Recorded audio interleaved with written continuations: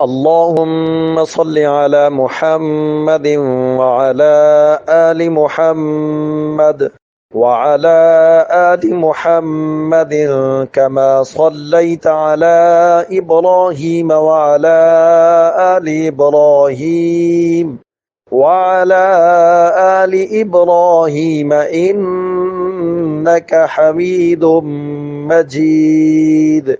اللهم بارك على محمد وعلى آل محمد كما باركت على إبراهيم وعلى آل إبراهيم إنك حميد مجيد.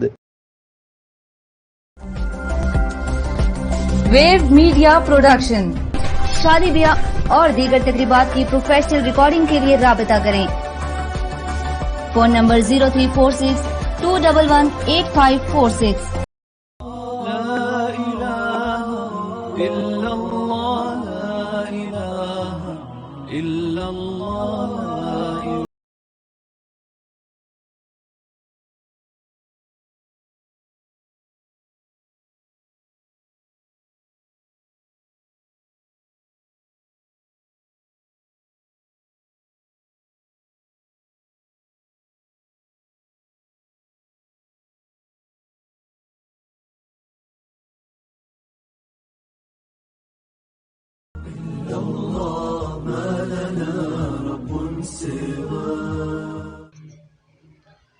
السلام علیکم ورحمۃ اللہ وبرکاتہ. آج ہم دنیا کی اہمیت کے حوالے سے چند احادیث کا مطالعہ کریں گے. اللہم صلی علی محمد وعلی آل محمد کما صلیت علی ابراہیم وعلی آل ابراہیم انک حمید مجید. اللہم بارک علی محمد وعلی آل محمد کما بارکت علی ابراہیم وعلی آل ابراہیم انک حمید مجید. عن انس بن مالک رضی اللہ تعالی عنہ قال قال رسول اللہ صلی اللہ علیہ وسلم من کانت الآخرۃ ہمہ جعل اللہ غناہ فی قلبہ وجمع له شملہ وآتته الدنیا وہی راغمۃ ومن کانت الدنیا ہمہ جعل اللہ فقراہ بین عینیہ وفرق علیہ شملہ وَلَمْ يَأْتِهِ مِنَ الدُّنْيَا إِلَّا مَا قُدِّرَ لَهُ. رواہ ترمذی. رب اشرح لی صدری ویسر لی امری واحلل عقدۃ من لسانی یفقہوا قولی واجعل لی وزیرا من اہلی آمین یا رب العالمین. سیدنا انس رضی اللہ تعالیٰ عنہ بیان کرتے ہیں کہ رسول اللہ صلی اللہ علیہ وسلم نے فرمایا من کانت الآخرۃ ہمہ، آخرت جس انسان کا غم بن جائے، یعنی غم بننے سے مراد یہ ہے کہ اسے آخرت کی فکر لگ جائے، وہ آخرت کی بھاگ دوڑ میں لگ جائے. جعل اللہ غناہ فی قلبہ، تو اللہ تعالیٰ اس کے دل میں اس دنیا سے غنا پیدا کر دیتے ہیں، یعنی اس کے دل سے دنیا کی محبت ختم ہو جاتی ہے. وہ دنیا کی طرف اس طرح نہیں بھاگتا جیسے میں اور آپ بھاگتے ہیں، یعنی اس کے دل سے دنیا بالکل ایک بے ضرر سی چیز ہو جاتی ہے جب اللہ تعالیٰ اس کے دل میں آخرت کے غم کو پیدا کر دیتے ہیں.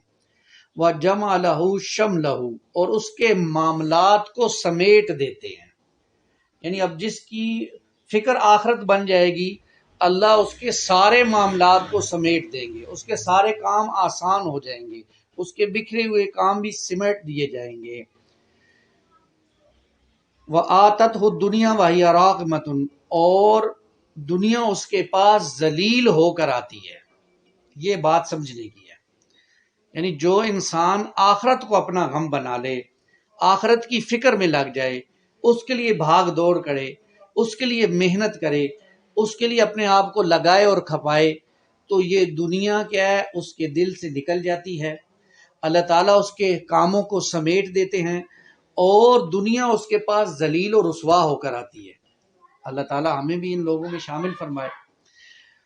لیکن اس کے برعکس وَمَنْ كَانَتِ الدُّنْيَا هَمَّهُ، اور جس شخص کا غم دنیا بن جائے، بس دنیا میں بھاگ دوڑ، دنیا میں آگے سے آگے، دنیا میں بلڈنگیں بنانا، جائیدادیں بنانا، بینک بیلنس بنانا ہے، دنیا میں آگے سے آگے بڑھنا ہے، اپنے بزنس کو بڑھانا ہے اور اسی کی فکر میں لگے رہنا ہے، یعنی دنیا کے غم میں اپنے آپ کو لگا دے، جعل اللہ فقراء بین عینیہ، تو اللہ تعالیٰ اس کی دونوں آنکھوں کے درمیان فقر لکھ دیتے ہیں، اس کی دونوں آنکھوں کے درمیان فقر، دنیا کے پیچھے بھاگ رہا ہے اور اس کے جو ہے آنکھوں کے درمیان اللہ فقر لکھ دیتے ہیں۔ ومن کانت الدنیا ہمہ جعل اللہ فقراء بین عینیہ وفرق علیہ شملہ، اور اس کے سمٹے ہوئے کاموں کو اللہ بکھیر دیتے ہیں، ادھر بھاگ رہا ہے ادھر بھاگ رہا ہے، فلاں کام رہتا ہے، فلاں ہو گیا فلاں ہو گیا، فلاں پریشانی، فلاں ٹینشن، ہر قسم کی ٹینشن میں اس کو اللہ تعالیٰ ڈال دیتے ہیں جو دنیا کے پیچھے بھاگتا ہے۔ وَلَمْ يَأْتِهِ مِنَ الدُّنْيَا إِلَّا مَا قُدِّرَ لَهُ، اور دنیا سے بھی اسے وہی ملتا ہے جو اس کے مقدر میں لکھ دیا جاتا ہے۔ یہ نہیں ہے کہ وہ زیادہ محنت کرے گا تو اسے زیادہ دنیا مل جائے گی، نہیں، دنیا بھی اتنی ملے گی جو اس کے مقدر میں ہے۔ یہ علیحدہ بات ہے کہ اس کی توانائیاں ساری کی ساری اسی کام کے لیے خرچ ہو گئی، ساری محنت اسی کام کے لیے خرچ ہو گئی، ساری صلاحیتیں پیسہ اسی کام کے لیے لگا دیا۔ آج بھی ہم دیکھتے ہیں جو لوگ دنیا کے پیچھے بھاگ رہے ہیں، تو یہ نہیں ہے کہ دنیا جو ہے ان کے پیچھے بھاگی آ رہی ہے، بلکہ دنیا تو اتنی انہیں مل رہی ہے جو ان کے مقدر میں ہے۔ یہ اگر انسان کا توکل بن جائے، یہ انسان کا اللہ پر بھروسہ ہو جائے کہ دنیا اتنی ملے گی جتنی اس کے مقدر میں ہے، تو انسان کے ہزار غم ختم ہو سکتے ہیں۔ آج دنیا کا سب سے بڑا مسئلہ معاش کا اور پیٹ کا مسئلہ ہے، یہ مسئلہ انسان کا حل ہو جائے تو انسان کے وارے نیارے ہیں، اور اس مسئلے کے لیے انسان نے اس دنیا ہی کو سب کچھ سمجھ لیا ہے اور خدا سے بالکل لا تعلق ہو کر بیٹھ گیا ہے، اور دنیا کی بھاگ دوڑ میں ایسے لگ گیا ہے جیسے وہ اس دنیا ہی کے لیے پیدا کیا گیا ہو۔ اس لیے علماء نے یہ بات پھر بیان کی، انسان کو جتنی بھی دنیا مل جائے کبھی اس کا دل مطمئن نہیں ہوتا، اس کی تمنائیں اور خواہشیں بڑھ جاتی ہیں۔ آج کسی کے پاس موٹر سائیکل ہے نا تو اس کی خواہش مہران گاڑی ہوگی، جب مہران گاڑی مل جائے گی تو وہ اس پر اکتفا نہیں کرے گا، وہ کہے گا آلٹو آ جائے، آلٹو آ جائے گی تو کہے گا اب جاپانی کوئی لے لوں، جاپانی آ جائے گی تو پھر پجارو پہ آ جائے گا، پجارو آ جائے گی تو ہوائی جہاز کی اس کی خواہش بن جائے گی۔ تو تمنائیں اور خواہشات بڑھتی رہیں گی بڑھتی رہیں گی، ہزاروں خواہشیں ایسی کہ ہر خواہش پہ دم نکلے، بہت نکلے میرے ارمان مگر پھر بھی کم نکلے، تو یہ تو بڑھتے جائیں گے، یہ کبھی ختم نہیں ہوں گے۔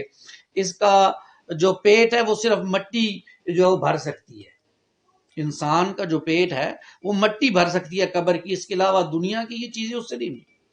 لیکن جو شخص خلوص کے ساتھ اللہ کی طرف بڑھتا ہے، اللہ ہی کو اپنا جو ہے وہ ماوا اور ملجا سمجھتا ہے اور اللہ کے ساتھ لو لگاتا ہے، تو اللہ تعالیٰ مومنوں کے دل میں اس کی محبت اور رحمت پیدا کر دیتے ہیں، اس کے سارے معاملات کو سمیٹ کر اس کے سامنے رکھ دیتے ہیں، اور دنیا اس کے سامنے ذلیل و رسوا ہو کے آتی ہے، اسے بھی ملتی ہے۔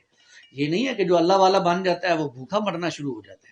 آپ کو معلوم ہونا چاہیے کہ رسول اللہ صلی اللہ علیہ وسلم نے بھی جو فقر اختیار کیا، یہ نہیں کہ آپ فقیر تھے، آپ نے اختیاری فقر، اپنے خود سے فقر اختیار کیا تھا، ورنہ رسول اللہ صلی اللہ علیہ وسلم قریش کے اعلیٰ خاندان میں پیدا ہوئے تھے، اور آپ کے والد اور آپ کے دادا بہت بڑے تاجر تھے، آپ کے چچا بہت بڑے تاجر تھے، پھر آپ کی جس سے شادی ہوئی سیدہ خدیجہ وہ بہت بڑی تاجر تھی، اور اتنی تاجر بڑی کہ جب آپ کی شادی ہوئی تو سیدنا خدیجہ نے اپنی ساری دولت رسول اللہ صلی اللہ علیہ وسلم کے قدموں میں ڈال دی، اور اتنا بڑا ڈھیر لگ گیا کہ رسول اللہ صلی اللہ علیہ وسلم اس کے پیچھے چھوٹ گئے، لیکن آپ نے اس دولت کو جمع نہیں کیا بلکہ اس کو اللہ کے راستے میں خیرات کر دیا۔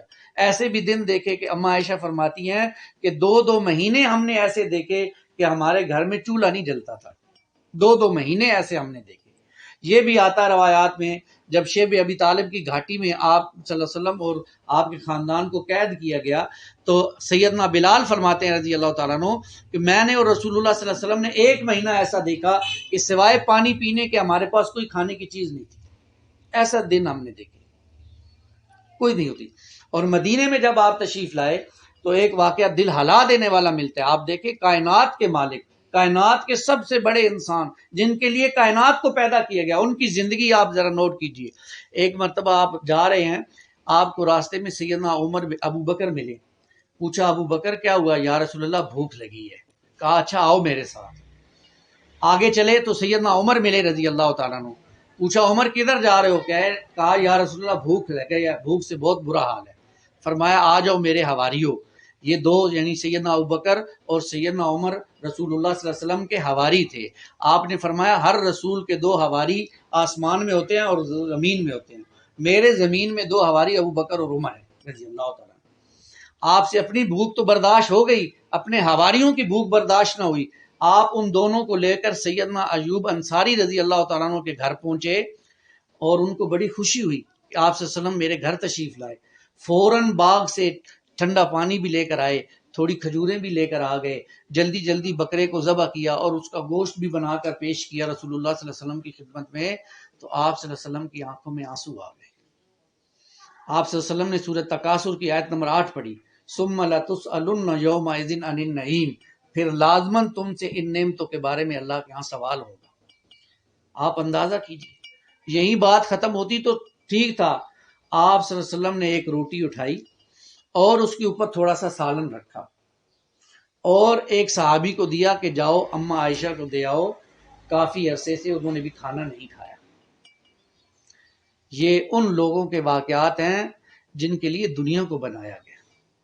اگر دنیا ہی سب کچھ ہوتی تو کیا آپ صلی اللہ علیہ وسلم سے بڑھ کر کوئی دنیا حاصل کرنے والا ہو سکتا تھا؟ آپ صلی اللہ علیہ وسلم کے بعد فرشتہ آ گیا، کہا یا رسول اللہ آپ کہیں تو میں احد کے پہاڑ کو سونے کا بنا دوں۔ تو رسول اللہ نے فرمایا نہیں جبرائیل، میں اس پر راضی ہوں کہ اللہ مجھے ایک دن دے، میں اس کا کھاؤں اور اس کا شکر ادا کروں، اور ایک دن بھوکا رہوں تو اپنے رب کو یاد کروں، مجھے یہ سونا نہیں چاہیے۔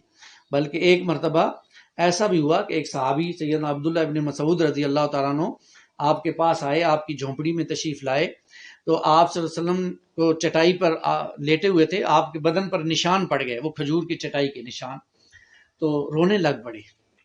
کہا یا رسول اللہ آپ اللہ کے رسول اور آپ کے بدن پر چٹائی کے نشان، اگر آپ مجھے حکم دیں یا ہم صحابہ کو حکم دیں تو ہم ایک چھوٹا نرم سا بستر آپ کے لیے بنا دیتے ہیں تاکہ آپ کو تکلیف نہ ہو۔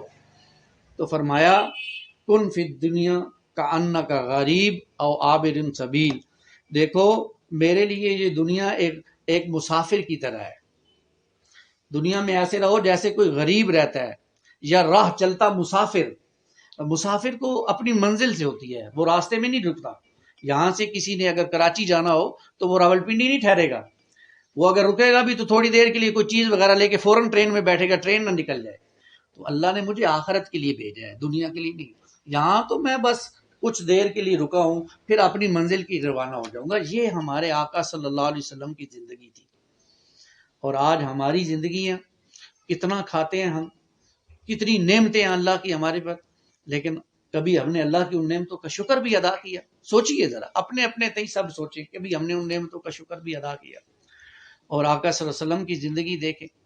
پھر یہی نہیں، اللہ کے رسول نے فرمایا، صحیح مسلم کی سنن ترمذی کی روایت ہے، الدنیا سجن المومن و جنت الکافر، یہ دنیا جو ہے یہ مومن کے لیے قید خانہ ہے، کافر کے لیے جنت ہے، وہ عیاشیاں کرے جو مرضی کرے۔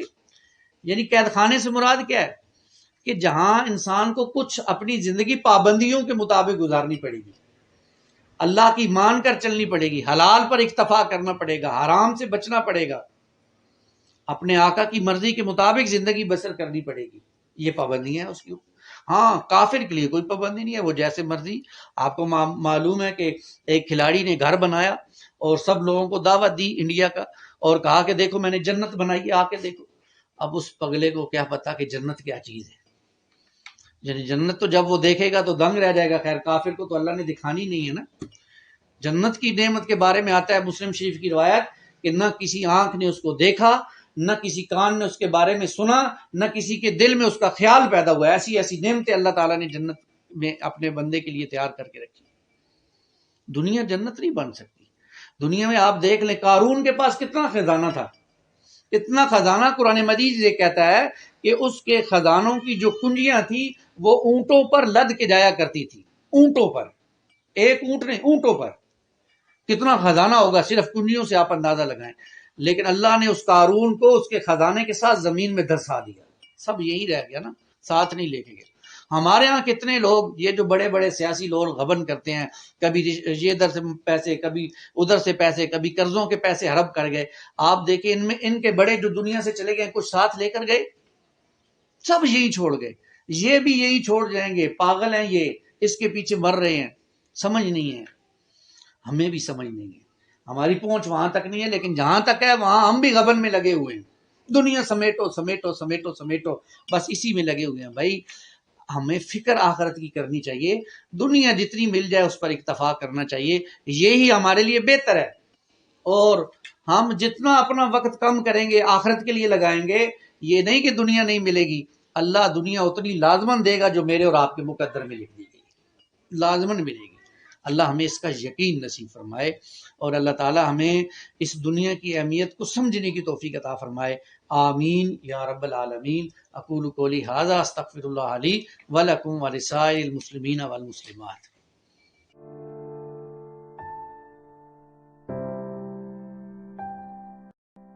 HFC